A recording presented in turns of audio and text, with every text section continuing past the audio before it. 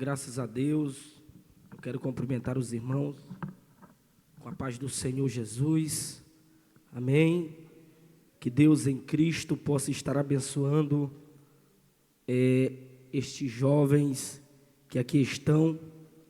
Quero louvar a Deus pela vida do nosso pastor presidente, pastor Josias Gomes. Quero louvar a Deus também pela vida do pastor Jair Marques, que é o líder de mocidade da Assembleia de Deus de Coratá. Quero também louvar a Deus pela vida do pastor Antônio Filho, que é o pastor desta área, da área 2. Também quero louvar a Deus pela vida do pastor Valdinei, que é pastor da área 6. Louvar a Deus também pela vida do coordenador, irmão Cleilson. Que Deus em Cristo possa estar abençoando esta liderança, a qual Deus escolheu para estar liderando este povo. Quero louvar a Deus também pela vida das missionárias, as esposas dos pastores e coordenadores. Que Deus abençoe a cada um. Louvar a Deus pela vida do irmão Raimundo, a qual nos fez o convite. Que Deus continue abençoando meu irmão. E que Deus abençoe aqui todos os irmãos que estão no Retiro 2025, a qual vieram buscar não somente sair de perto do carnaval, não se afastar do carnaval, mas sim se aproximar de Deus. Então vocês estão no melhor lugar. Eu quero dizer para você nesta noite que vocês têm liberdade para adorar, para exaltar e para glorificar o nome do Senhor. Eu me coloco na posição de servo do Senhor nesta noite e que Deus abençoe. Quero louvar a Deus também pela vida dos meus amigos e familiares que aqui estão. Tenho primos, tios, sobrinhos. Que Deus abençoe a todos em nome de Jesus. Meus queridos irmãos, abra sua Bíblia em Mateus capítulo de número 26, versículo de número 41, a qual é o texto base para o Retiro 2025.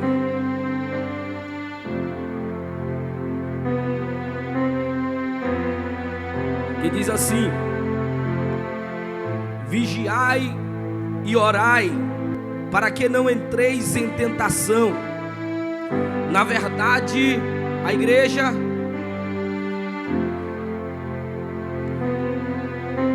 mais uma vez, vigiai e orai, para que não entreis em tentação. Na verdade,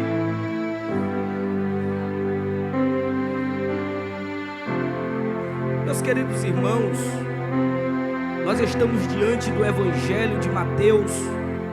Mateus, ao escrever este Evangelho, você não vai ver de forma alguma ele se identificando como o autor deste Evangelho, mas nós sabemos que ele é o autor.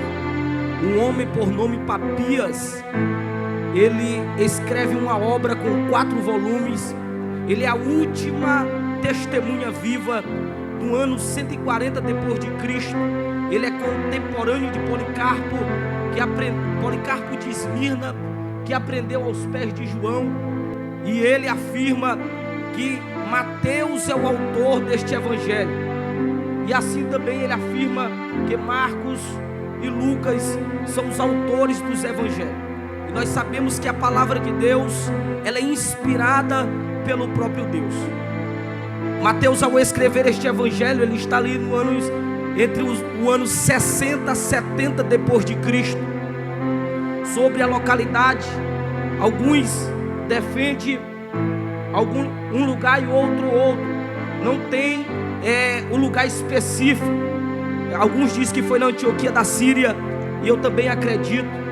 Mas ele afirma alguns escritos sobre Cristo Jesus. Meus irmãos, nós sabemos que o Evangelho de Mateus inicia com a genealogia de Cristo. Aí às vezes nós podemos até nos perguntar, mas por quê? Porque Mateus está escrevendo justamente para os judeus. E os judeus, para conhecer o caráter de uma pessoa, ele primeiro queria saber de onde esta pessoa está vindo. É por isso que Mateus, ao escrever, ele inicia dizendo que Jesus é o Messias, é o Cristo. A palavra Jesus, na palavra grega, é Christos. quer dizer Messias. Quer falar, lá no hebraico é Messias.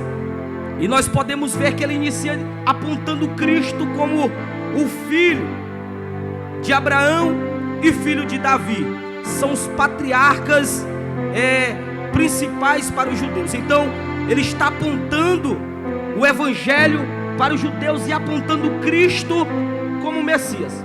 Esta é a apresentação de São Mateus ao escrever o seu evangelho.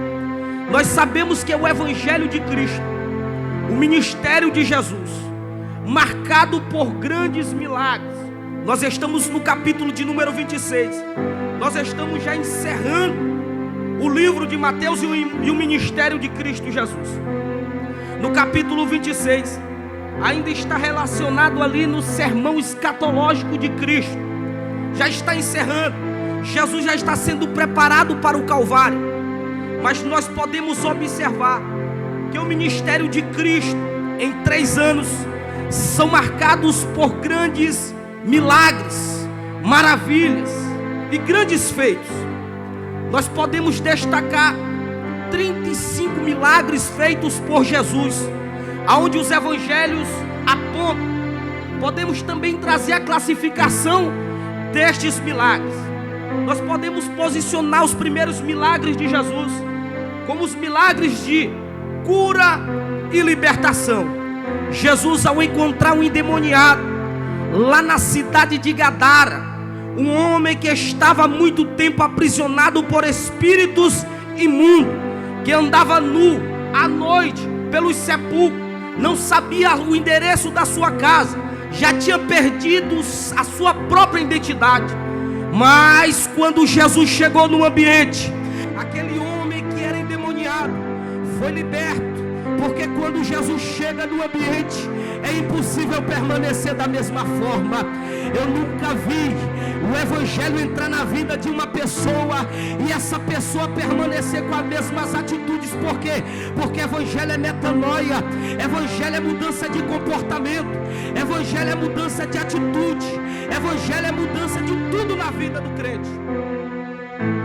Jesus, ao se deparar com o cego no caminho de Jericó, está ali aquele cego parado, aquele homem com uma capa. Mas ao ter um encontro com Jesus, aquele homem foi curado.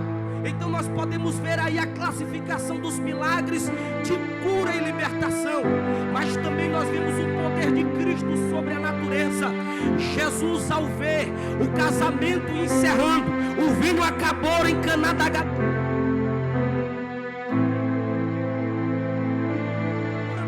e ele transforma água em vinho.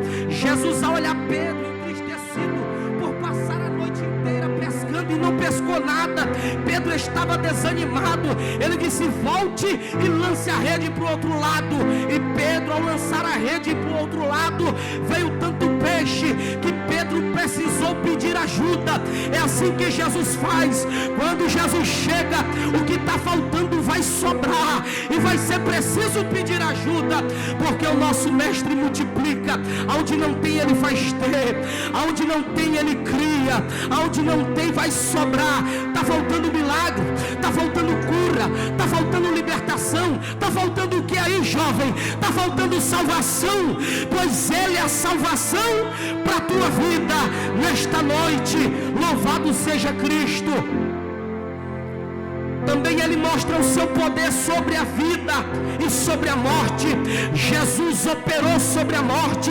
As pessoas estavam acostumadas a ver o falecimento de todos os seus entes queridos, mas a Bíblia diz que ele veio e sobre a morte ele tem poder, de sorte que haja em vós o mesmo sentimento que houve também em Cristo Jesus, que sendo em forma de Deus não teve por usurpação ser igual a Deus, mas aniquilou-se a si mesmo, tomando a forma de servo, e encontrado na forma de servo, humilhou-se a si mesmo, aí no qual Deus, foi Deus, não foi um homem, exaltou a ele e colocou o nome dele sobre sobre todas as coisas, sobre os céus, sobre a terra e sobre debaixo da terra.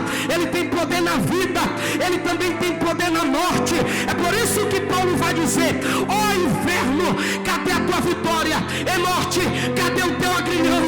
Porque Jesus, ao entrar na cidade de Naim, ele se depara com um velório, ele se depara com desespero, ele se depara com lágrimas. Mas quando Jesus chega no ambiente aonde há lágrimas de tristeza, tem que ser revertido o cenário. Aonde há lágrimas de depressão, tem que ser revertido o cenário. Porque Jesus, quando chega, com ele chega a vida.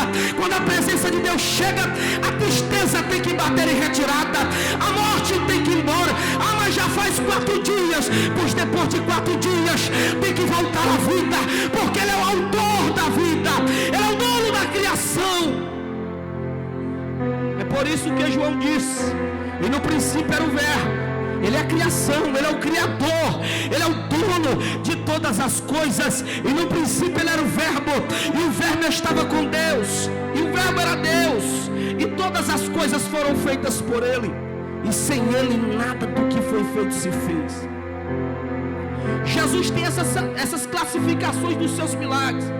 35 milagres escritos pelos evangelistas. Mas um homem chamado João, ao escrever o seu último versículo, o último capítulo do seu evangelho, ele disse: todos escreveram que foi 35 milagres, mas eu deixo aqui um parêntese. Falta papel, caneta para descrever. Se juntassem todas as bibliotecas da terra, não daria para descrever os milagres que ele fez, que ele faz e que ele continua fazendo em nosso meio. Passou 2000 anos, muitos jovens estão apegados em redes sociais, muitos jovens estão apegados com influenciadores digitais. Mas eu quero dizer para você nesta noite: estes influenciadores vão voltar para o pó. Jesus Cristo, o maior influenciador da história, veio há 2000 anos atrás, e até hoje ele convence o morto, ele convence o pecador ao arrependimento. Ele mostra o caminho da verdade, ele mostra o caminho da vida, ele mostra o caminho da salvação. Os influenciadores vão ficar para a história, mas não fazem milagres. Vai chegar o tempo de eles serem esquecidos, mas a palavra de Deus passará céu, terra, chuva, vento, tempestade, mas ela permanecerá perpetuamente, em toda eternidade ela permanece. Louvado seja o nome do nosso Senhor e Salvador Jesus. Quantos milagres Jesus nos fez, quantos sinais e maravilhas, quantas multidões não se apresentaram diante de Jesus no auge do seu ministério. Mas agora o cenário foi mudado. Jesus agora não está mais diante de uma grande multidão. Jesus agora não está diante dos holofotes da sociedade. Jesus agora está passando por uma grande angústia.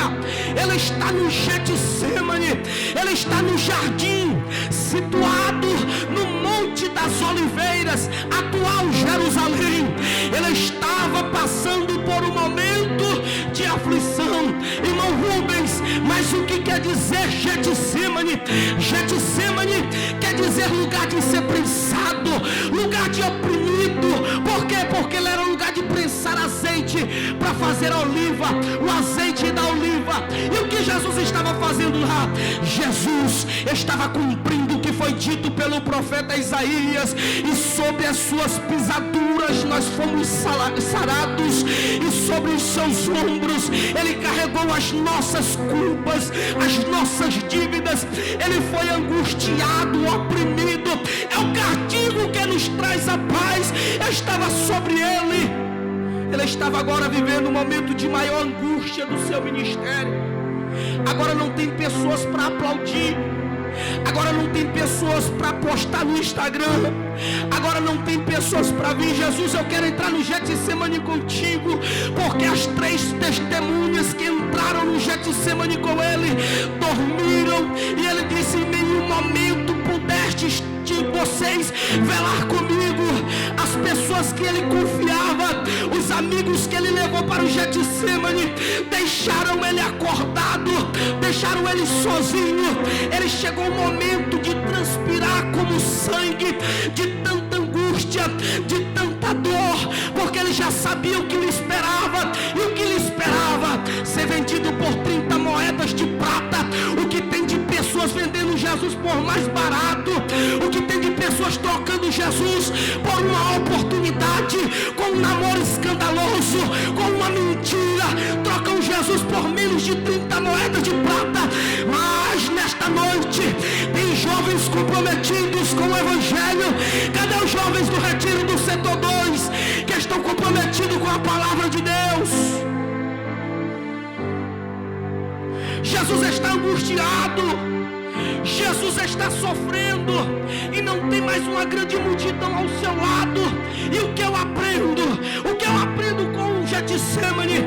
Eu aprendo que quando as coisas estão tudo bem, amigo aparece toda hora, mas quando as coisas vão mal, parece que sumiu todo mundo. Mas eu quero dizer para você, não se preocupe, porque no Getsemane da tua vida, o Senhor disse: eu estarei contigo. No deserto, eu estarei contigo. Eu quero dizer para você, eu não sei o que você está passando, eu não sei a situação a qual você se encontra, mas eu tenho uma palavra de Deus para o teu coração. Eu nunca vi um crente morrer no deserto, mas eu já vi crente entrar no deserto como escravo e sair como governador. Eu já vi um jovem chamado Davi, sozinho no pasto, lutando, matando o urso e o leão, mas quando se encontrou com um profeta, foi para ser ungido rei de Israel. Não se preocupe, eu não sei o Getsemane que você está passando, eu não sei as aflições que você está passando. Quem sabe você não era nem para estar aqui, quem sabe os seus planos o ano inteiro foi para pular carnaval, mas o Espírito Santo do Senhor te tirou do Egito e te trouxe para dentro de Israel, para você ter a vida transformada, para você ter um encontro com o autor e consumador de todas as coisas.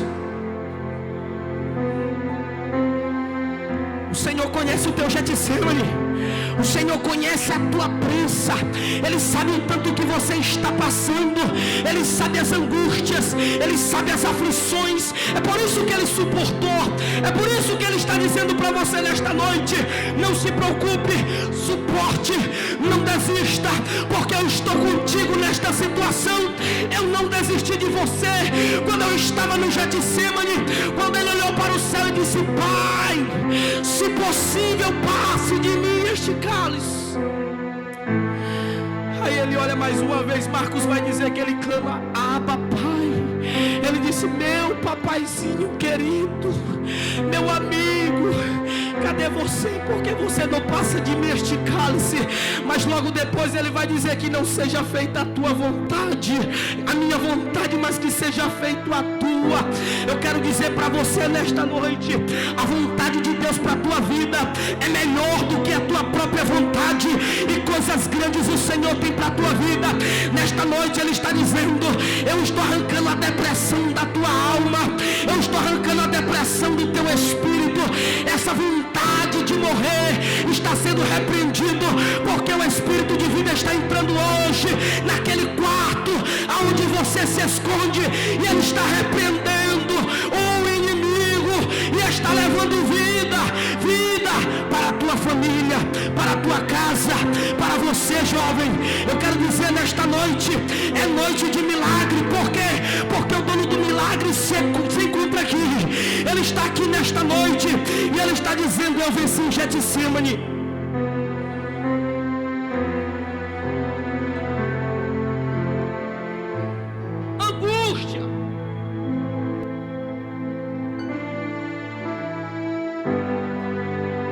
Abrimos as redes sociais,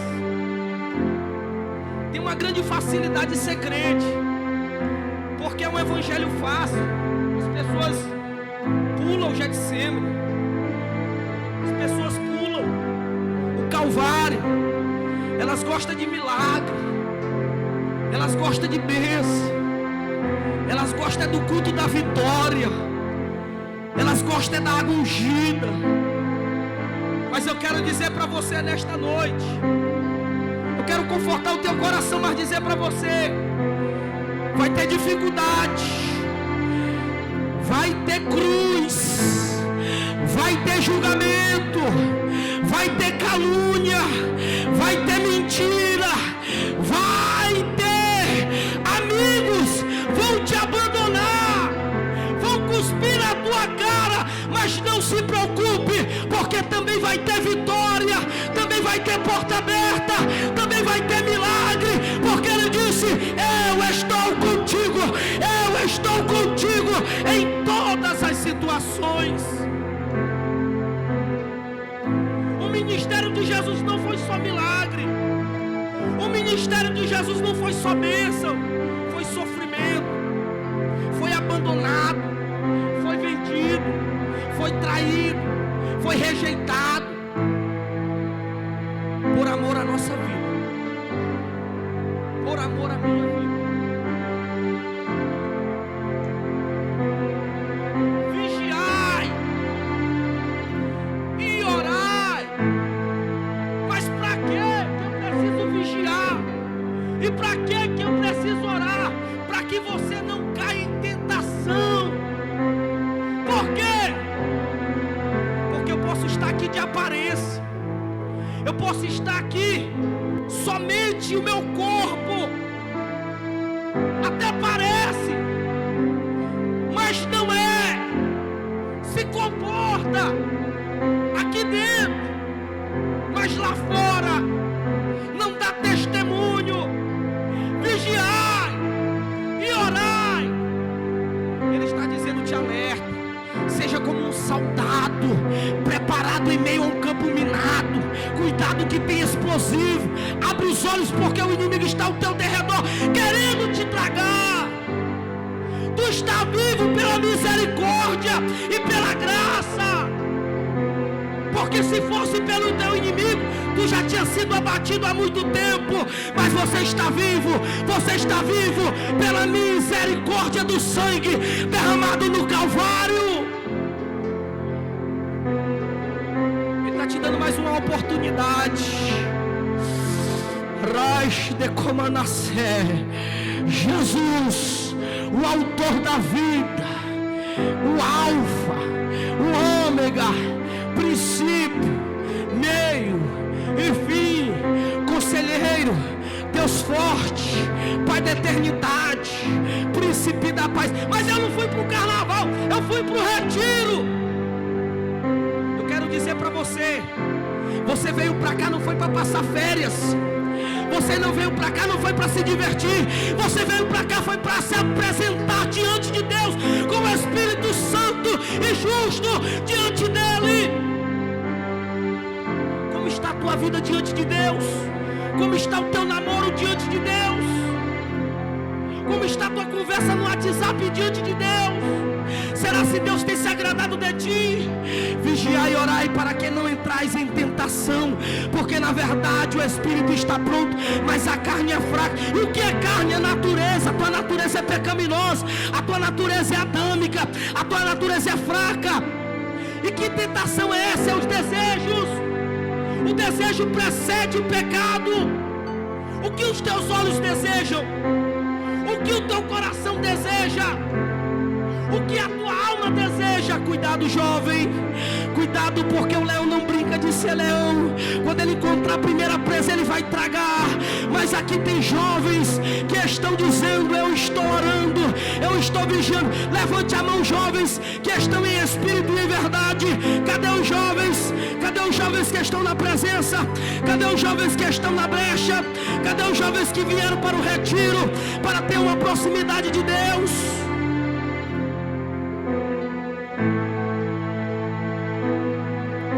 Fique de pé nesta noite. quero dizer para você que não é fácil, mas eu quero dizer para você que é possível nós vencermos esse mundo tecnológico, nós vencemos esse mundo atraente aos olhos. Este mundo tem atraído muito dos nossos jovens. Este mundo, ele tem atraído muitos jovens que estão aqui, que estão com pensamento lá fora, muitos jovens que estão em outro lugar, mas dentro da igreja com pensamento lá fora. Mas nessa noite é noite de conserto, é noite de reconciliação com o santo.